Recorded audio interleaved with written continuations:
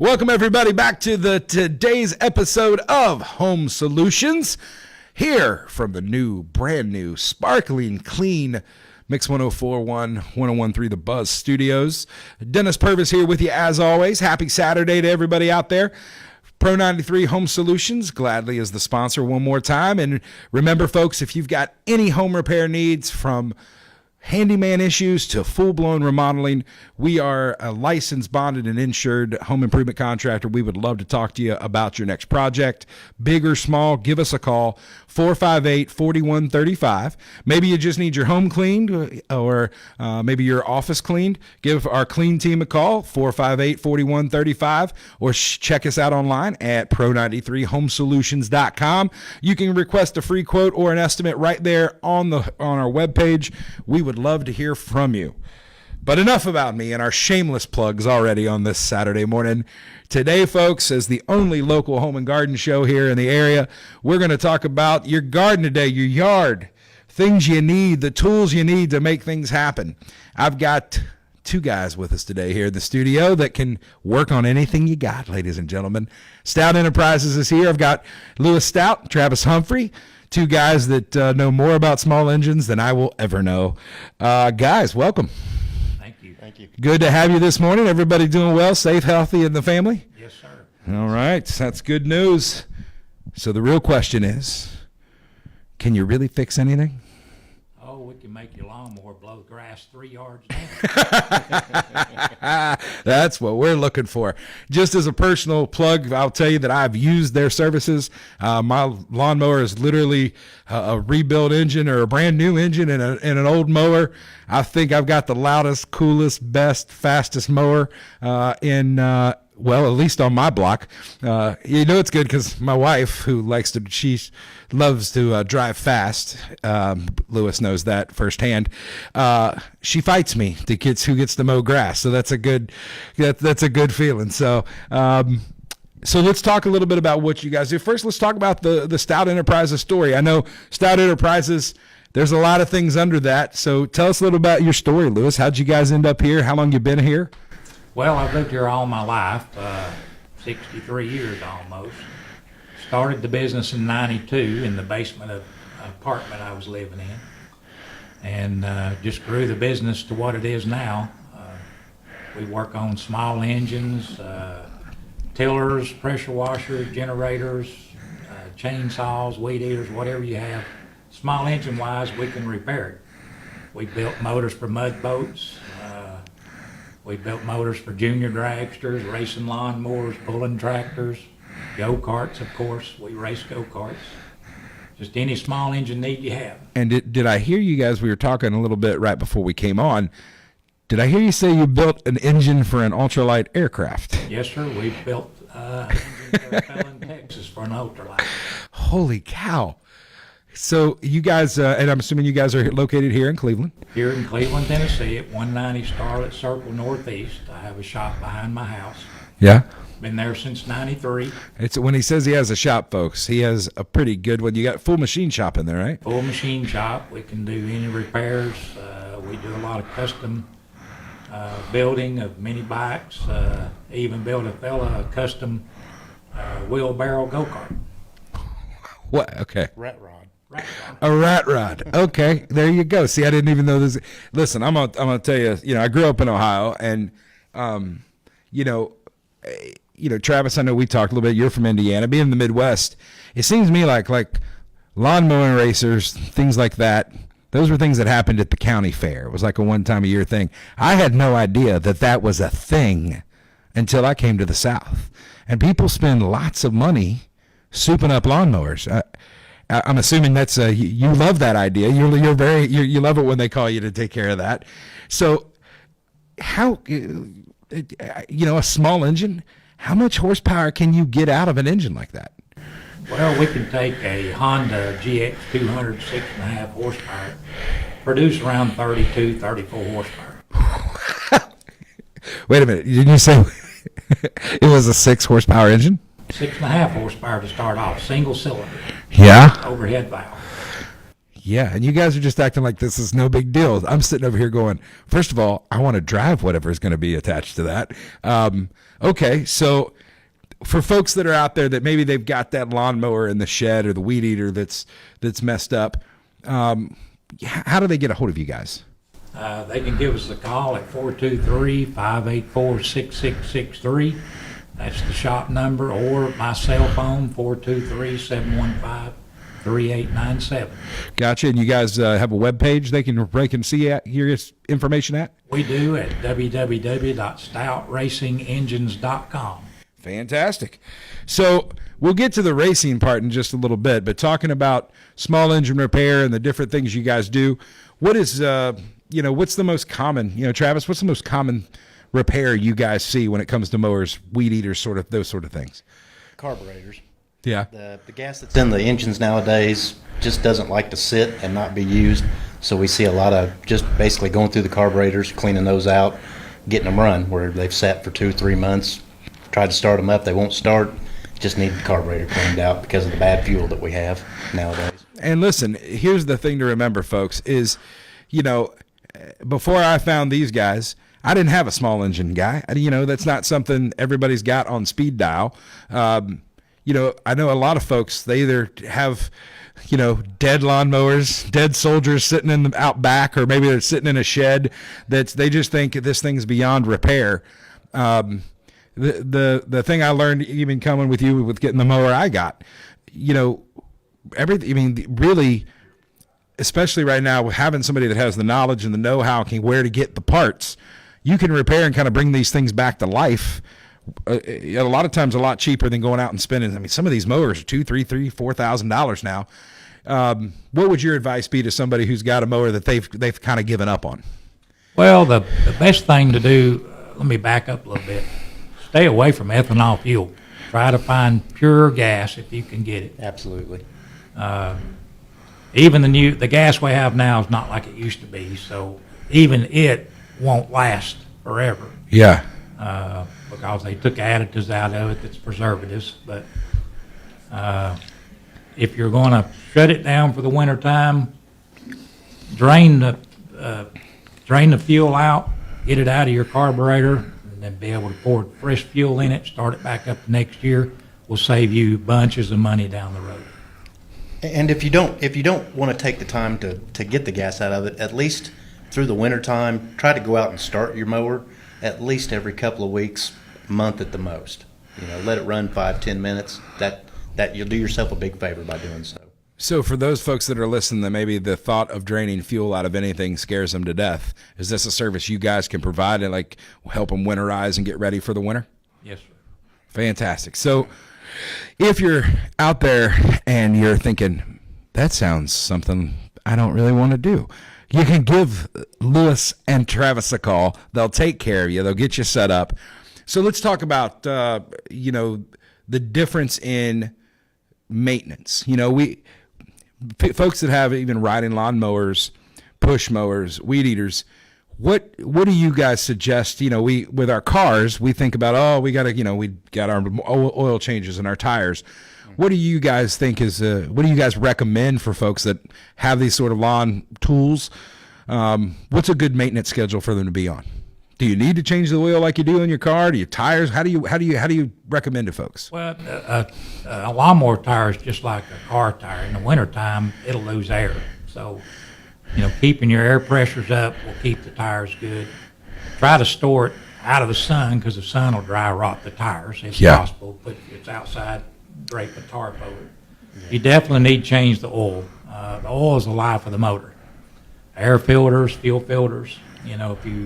If you mow in a dusty condition, pull the air filter out when you get done, blow it out, smack it on the table, knock the dust out of it. Dust is a number one killer of the engines. Yeah. Wow. Yeah. And mowing the grass is a dusty environment to begin with, not like driving down the road in your car. So even if you don't clean the air filter for a few dollars, you can buy a new air filter to put in the engine. Gotcha. That's a great preventative step. Folks, they're saving you money. Just listen to the knowledge. It's so maintenance is important, obviously. How often do you recommend an oil change in a mower? I would do it at the beginning of the year before you start. You know, let us bring it in. We'll do an oil change. A service is basically oil change, oil filter, spark plug. We'll check your air filter. If it needs to be changed, we'll change it. We'll blow it out. Your pre-filters, clean those. You know, sharpening the blades, checking your belts to ensure your belts are not dry rotted and cracking. Pressure wash it. We'll take and grease all the fittings in your front steering and all. People forget that. Yeah. So it's a full, just like your car, you take it in to be serviced. We basically do the same thing with a lawnmower. Well, the way some of these are priced right now, you need to take care of those things about like you do your car, because they're getting up there in price and kind of they, you know, cup holders and Bluetooth and all this stuff that they've got on these new models now that you can get taken care of. When you guys, you said something about sharpening blades. You know, that's one thing I think people forget about, especially older mowers. You know, that's just not, we think, I know personally, I think about oil and gas because it's an engine. The blades are often the last thing on my mind. How can somebody know if they need their blade sharpened? They would have to lift it up and look up under it. I mean, Yeah. blades get dull. Grass does dull steel. Yeah. Hitting rocks and hitting sticks in the yard, you know, should go out and pick up any sticks prior to mowing. Yeah. Because you run over those, that will dull a blade. It puts niches and stuff in the blade. And you guys sharpen all those right there in the shop, right? Absolutely. Yes, Yeah. sir. Let me add to the blade. You can actually look at your grass. If your grass has a jagged cut to it after mowing the grass, it's not a nice clean cut like a nice clean sharp pair of scissors would cut the grass. If it's more jagged, that's an indication that your blades need sharpened. Also, a dull blade does two things. It doesn't cut the grass in a nice clean cut, which is harder on the grass. It kind of browns the top of the grass instead of keeping it nice. A nice clean cut won't do that. And also, a dull blade will make the engine on the mower work harder. Yeah. Which you're taxing. Which, there again, yeah, I mean, you've got an expensive lawnmower and it's working double time with dull blades, just like you trying to cut something with a dull knife. You're working harder. Well, listen, we got to we're up against our first break, but folks, are you picking all this up? Lots of maintenance, lots of ways. These guys are telling you things you could do to save you money in the long run. Proper maintenance, I think, is what we've talked about a lot here. Make sure you're properly maintaining. When we come back, we're going to talk a little bit more about what you can do to lengthen the life of these power tools that you've got. But also, Stout Enterprises does a lot of other fast things, and we've got a champion race driver sitting right here in the studio with us. So we'll talk more about that here in the next segment. Stick around. Don't turn that dial. Come back and see us here at Home Solutions on 104.1 and Buzz 101.3. Welcome back, everybody, here to the studios, Mix 104.1 studios here in Cleveland, Tennessee. Another episode of Home Solutions here. Dennis Purvis back with you. We got the guys from Stout Enterprises here, Lewis Stout and Travis Humphrey here with us today. Special thanks there during the break. We had a little technical difficulty. Thanks to Austin and Ryan for being quick on their feet and getting us taken care of so we can get back on the air and back to you guys. So when we left, we were talking about maintenance issues primarily with mowers. So let's talk about kind of the two-cycle engines. You know, I know you guys do a lot of work on blowers and edgers and weed eaters. Maintenance. You know, they're small, much smaller. Most folks can talk about that. For folks that are listening out there and don't know, what's a two-cycle? Why do I have a little gas tank in my garage that says two-cycle only? Talk to me about that. Explain that to everybody. Well, basically a two-cycle is two-stroke and a four-cycle is four-stroke. So you have to have an oil mix with the two-stroke, usually 40-to-1 mix, and you mix it in with your fuel, and it pulls through the intake into the crankcase, and then it's pulled up the side of the piston and fired, and then it goes out the exhaust in two strokes versus the four-stroke. The ethanol fuel that's in gas now just eats stuff up. It's corrosive to It's the very metal. corrosive to the carburetors. It's very corrosive to the pistons and stuff in it. So you need to be sure you get the mix right. Yeah. And at Yes. the end of the year, you need to pour the fuel out and fire it up and run every bit of the fuel out of it is the best thing to do for it. And then at the beginning of the year, get your fresh fuel with fresh mix, because that old fuel won't be any good, and start back over with new stuff. But here again, air filter is important as well, Yeah. especially with a chainsaw, because you'll be pulling in a lot of dust and shavings from sawing. And I think, you made a good point there about fresh fuel, because especially with getting a mix, I'm guilty of it. I've had a 2-cycle can sitting, I don't know how long, when I put that gas in there, when I mixed it, but 'Cause you just it don't use wasn't it that this much. year. Yep. I can tell you that. So, is it really each year you need to get, especially with the fuel today, even if you're getting 100% gas, do you still need to swap that out every year for a new mix? Yes, sir. When they took benzene out of the fuel, benzene was a preservative, just like our preservative in food. Yeah. So now the fuel won't last. Wow.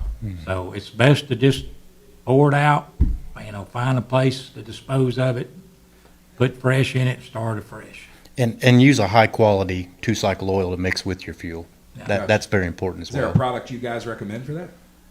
True Fuel is a mix that you can buy at just about any part store, at Home Depot, Lowe's, Walmart carries it. It's a 92 octane pure gas with the correct mix. You can get 40 to 1, 50 to 1. And that'll take the guesswork out of it. You don't have to mix it. You can pour it straight in. You just pour it Exactly. straight in, and It's engineered fuel, so it will last a lot longer than pump gas. Maybe a little more expensive, but if this is a piece of equipment that you don't use very much, would be well worth it. Yeah.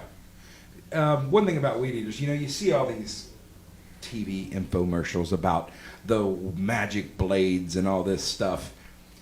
You got the kind of this new plastic blade versus the string trimmers. Is there one that's better or worse? It's just a personal question, because I see all those infomercials. Like, I've never had a big problem with the string trimmer. I don't know why I need all. I mean, yeah, you got to change them out. it's just a thing where companies try to come up with something new to get people to buy. Gotcha.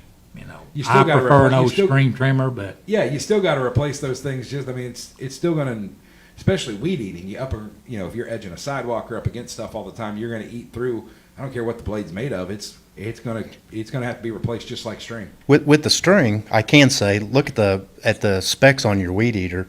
A lot of the string is what, Lewis? How many thousandths thick? 65 to 95. And obviously you'd want to stay on the higher end on that 95, but that's a little thicker string, Yeah. which will last longer. That way, especially if you're weeding around rocks, things that really break that string off quickly, the thicker string will last longer for you. And remember, we had Keith Davis from Davis Heating and Air here a couple weeks ago.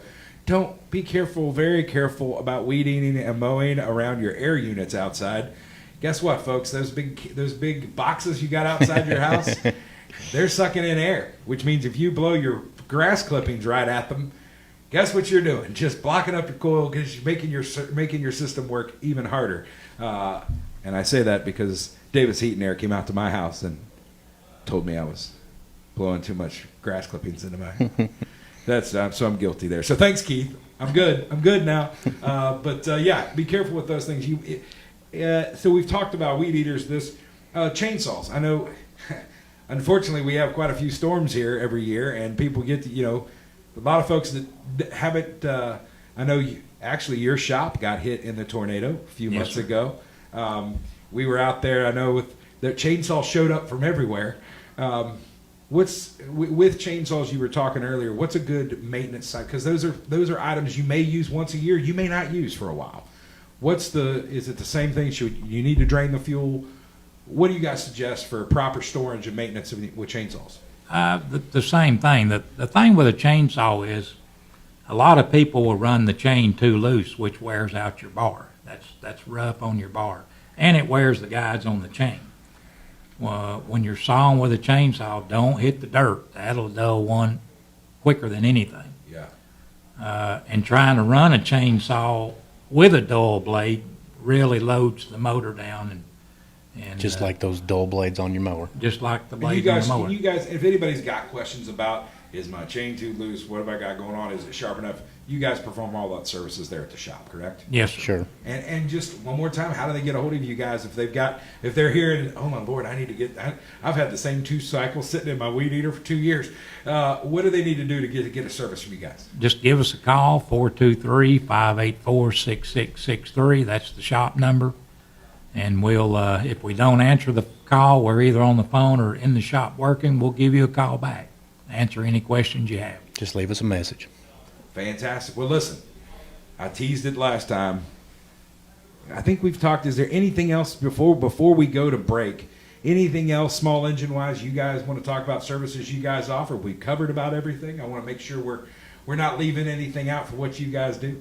We winterize just about anything. You know, your pressure washers, your tillers, your generators, all that stuff. And people don't realize too, you guys have a pretty big part shop where you're at. Plus, you have access to get just about anything you need for any small engine, correct? Mm-hmm. Yes, sir. So listen, trust me on this because I know this firsthand.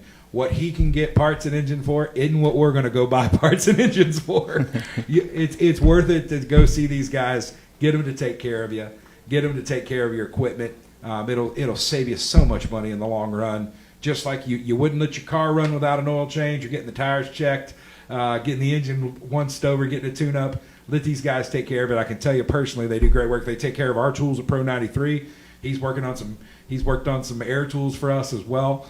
Folks, they're the guys that can look at anything, take it apart, and figure out exactly what's wrong.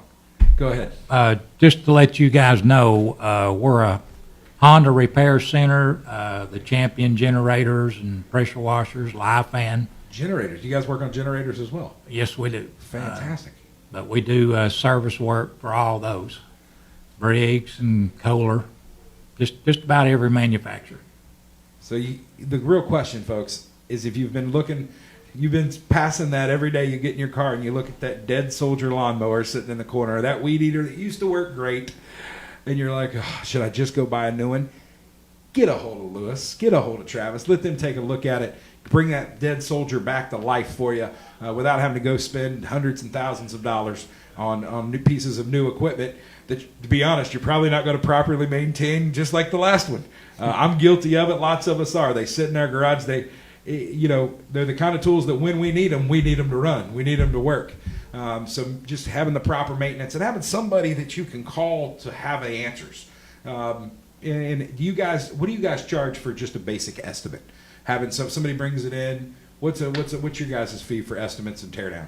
Typically, a push mower is like start off $39 for a service on it. A ride mower is like $89.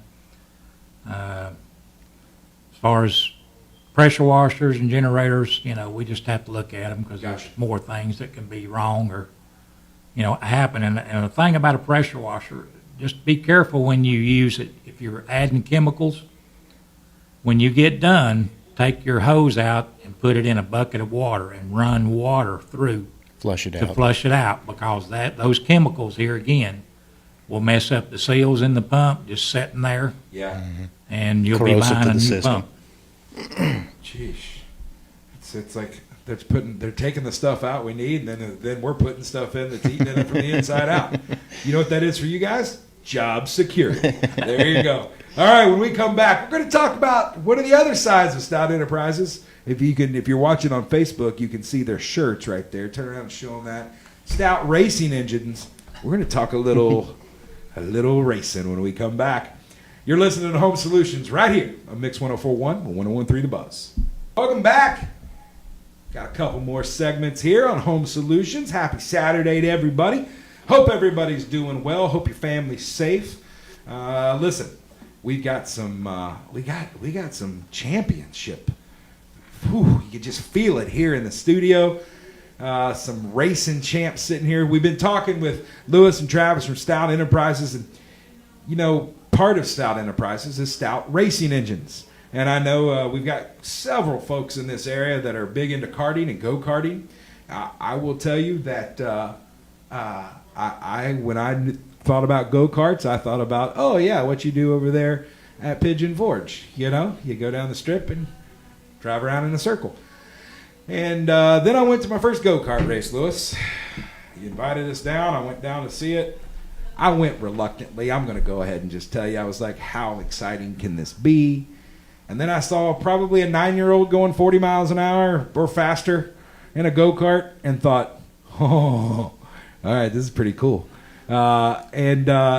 Folks, if you haven't had a chance, there's plenty of tracks around this area. Something that is absolutely a blast to go watch and go be a part of. And Stout Racing Engines, one of the biggest names in engines around here in go-karting. I don't want to be telling tales out of school. That's pretty accurate. You guys are pretty well known around here, correct? Yes, sir. So talk about got Travis sitting here.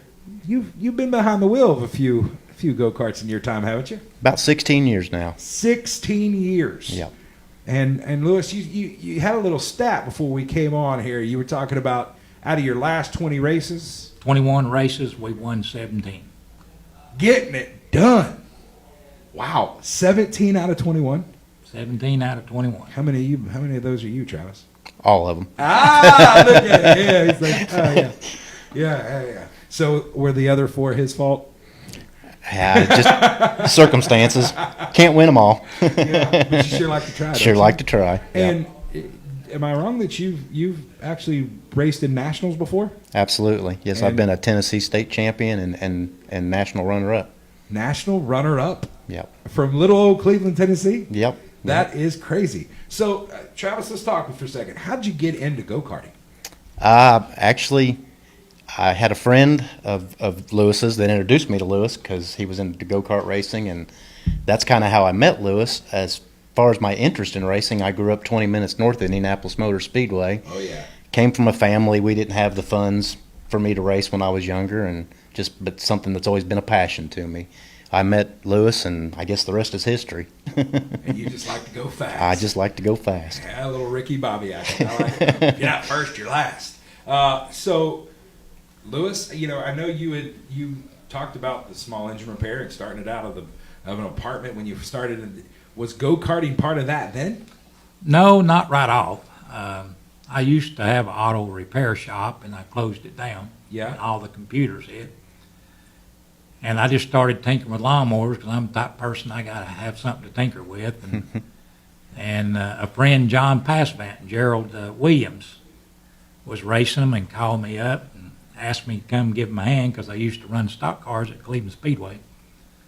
So I went over there and he got me hooked. So 29 years later, I'm still participating. I don't drive anymore. Travis drives for me, but I'm still there at the track, turning wrenches and doing what I need to do. Well, and the race I went to, I can tell you, you have cars that are Stout Racing cars, but you've got engines in several other folks' cars and carts there at the track, because you weren't just working on Travis's while you were there or Robbie's while you were there.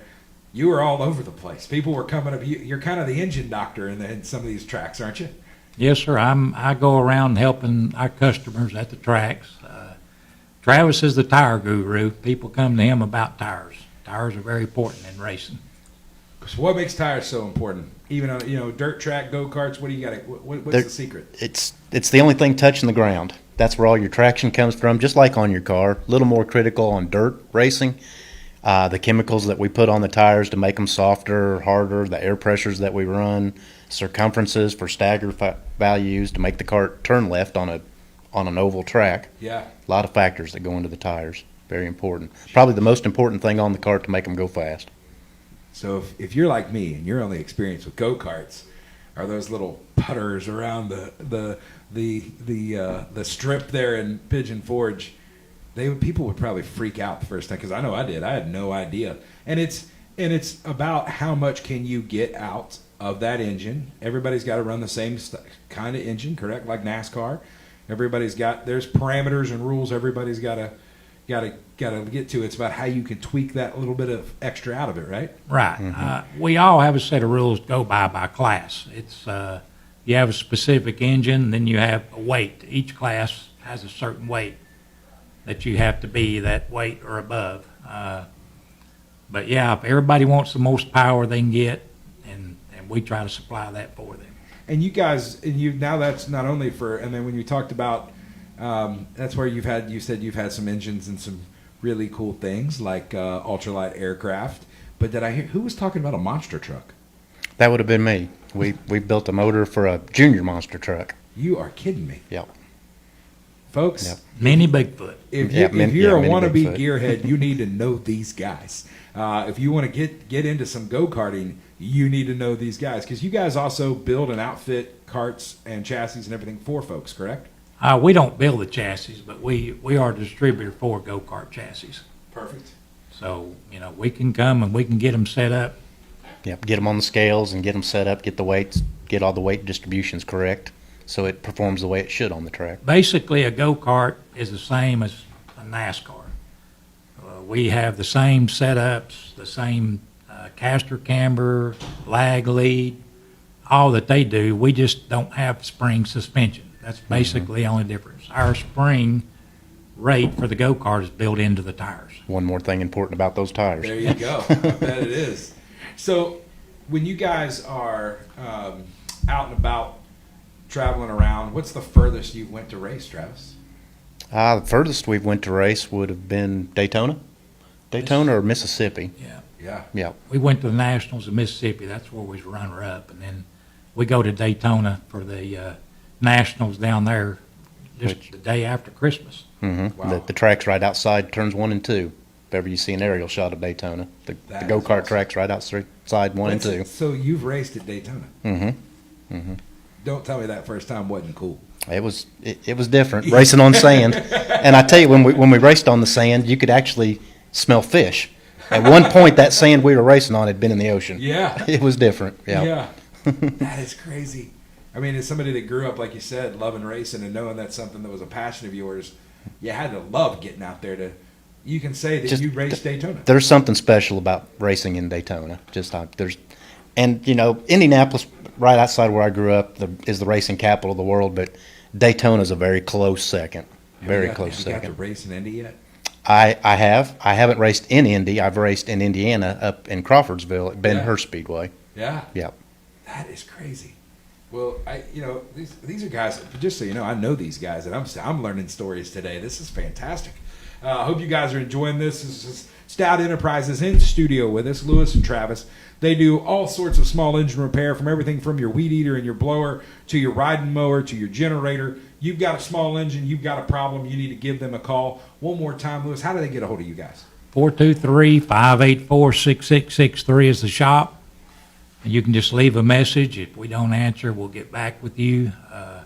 Also, I want to put a note in here. If they've got an old go-kart sitting around the back that needs attention, we can get that yard cart going back up for their kids as well. There you go. That's right.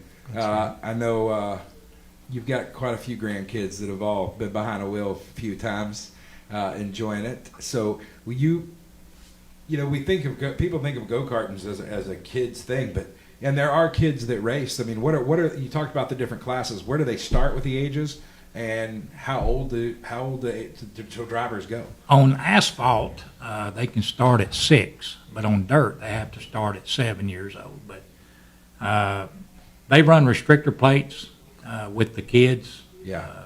They got a red plate, green plate, purple plate, and blue plate's the biggest, and then they go into light. Into when they get 14 or older, they can go into the adult class. But And those restrictor plates slow them down. Yeah. That's what they're for. Yeah. So Travis, what's the oldest driver you've had to compete against, you think?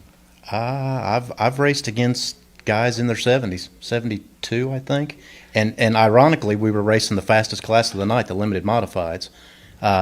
Limited modified, just to give people an idea, they think of a go-kart, 30, 40 miles an hour is flying. Limited modifieds, quarter-mile track, just under a quarter-mile track. We turn lap average speeds probably around 80, 85, 90 miles an hour. In a go-kart. Yeah. That makes me We're- so happy. Me and the go-kart and I weigh together 375 pounds, Sheesh. running 85, 90 mile an hour. Sheesh. Yeah. So, what's the worst injury you've had with go-karts? Because I'm sure, they're just like everything else. You're going to wreck, right? They are. I've been lucky. Down in Mississippi, the second year of the Nationals, I got put into the wall and broke a couple of ribs. Oh. And that's wearing a rib protector. But I've been pretty lucky. Honestly, you would think that people would get injured more than they do, but there's a lot of safety, neck braces, helmets, a lot of safety's built in. Speed's, safety's just as important as speed. Yeah. And you don't get hurt as bad as you would think that people would running that kind of speed and something so small. And Lewis, I know that some of the stuff that through Stout Enterprises, you've also had the opportunity to be a consultant, not just at tracks and on different when folks are doing different associations, but you guys have your own set of tools you guys work with, correct, right? Yes, sir. I bought a tech tool business out in 2013, I believe it was. And, we've like tripled it since we took it over. But we do training. We teach people how to tech engines at the racetrack. We go to the racetracks and work with them. We do classes at the shop and online to do the training. But we build the tools that checks the legality of the racing engines in go-karting. Make sure everybody's playing on the same page. Well, sounds good. Listen, we come back. I know we've got with COVID and everything going on, but hopefully, I know first of the year you have a big show up that we're going to talk about that hopefully will get off the ground here with all the restrictions and everything going on with the with COVID. But we'll talk a little bit about your show that you guys do up in Pigeon Forge, I believe. Sevierville. In Sevierville. We'll talk about that when we come back. And we've got a few questions for you guys. It's going to be Mythbusters, Lawn and Garden Edition. When we come back, you're listening to Home Solutions. Stick around. We'll be back in just a few minutes.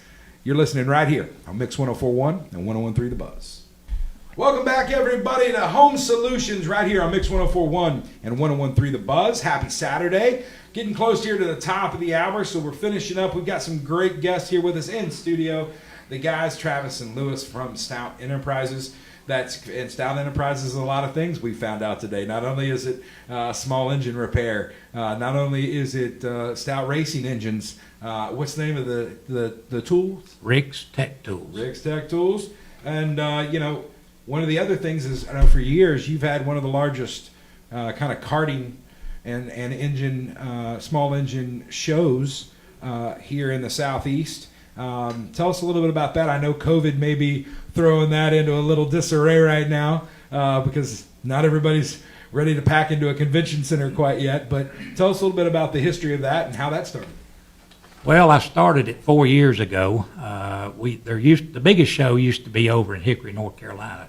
Cart Fest, it was called, and people would come from all over to that. It was a big show, and then it kind of went away.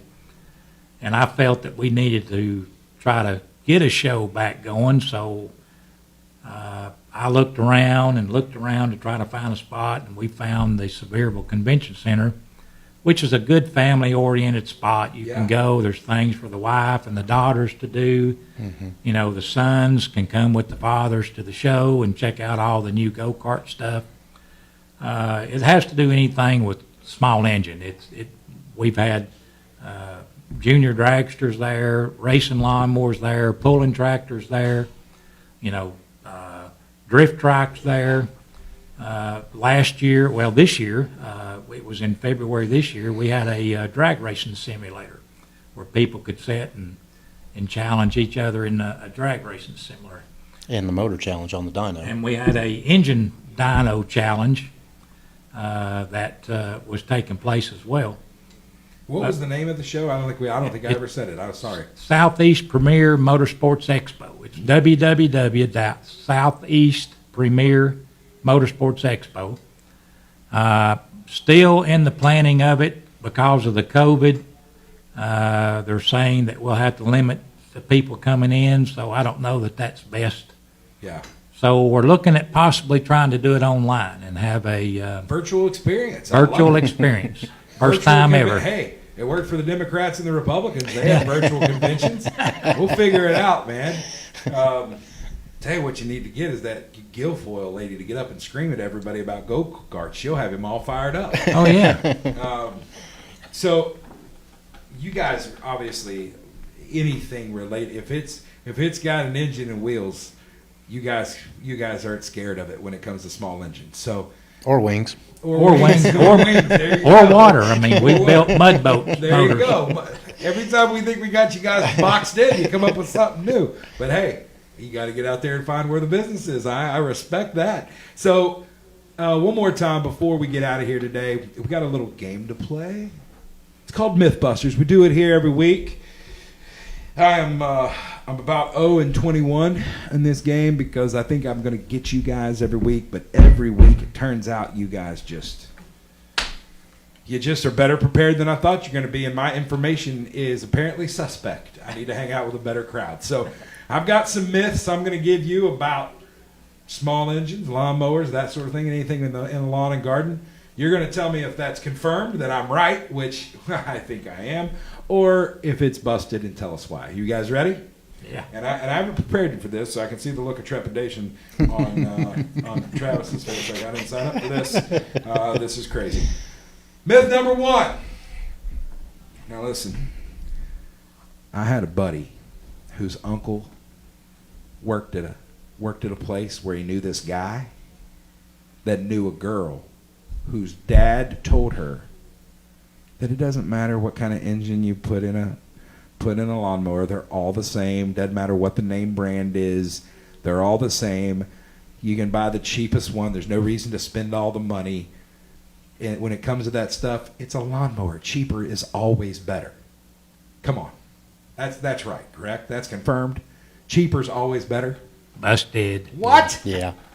No, quality really matters. You need to look at the mower as a whole, as far as that goes. But engines aren't all the same. They're,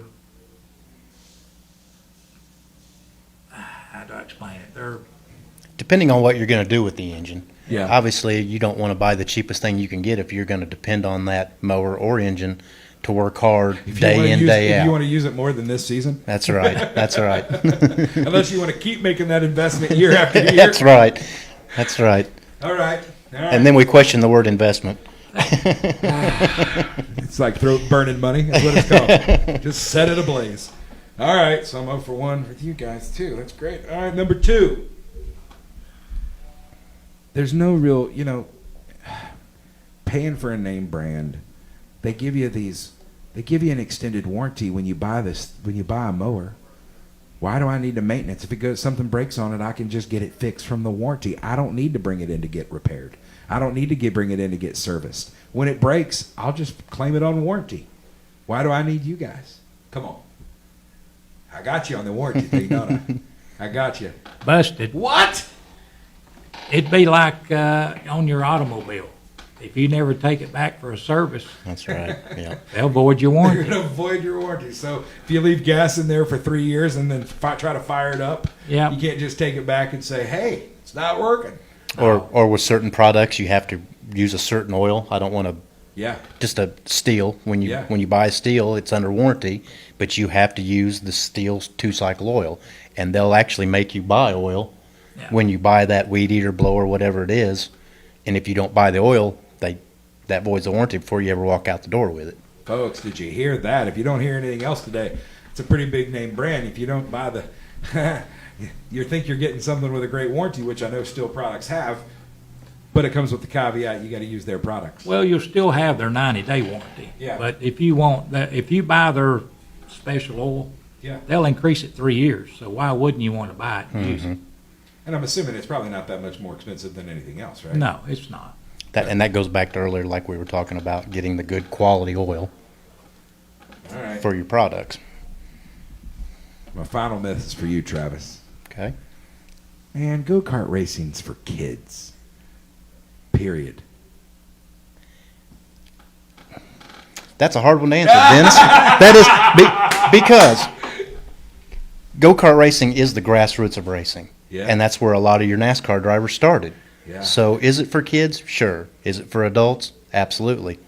Like we talked earlier, I was racing a 72-year-old man in the fastest class of the night. Yeah. So It's for all of us. Anybody that wants to say that, you're like, well, you come out here and see if you can get this thing around to 80 around this oval. Give her a go there, Tiger. That's right. It's not like racing your yard cart around the oak tree in the Like backyard. you're out there by yourself. There's other carts and other drivers and other stuff. That's right. And Rubbin's racing. And I'll say this as far as that goes. People has watched Travis race for years, and he's very consistent.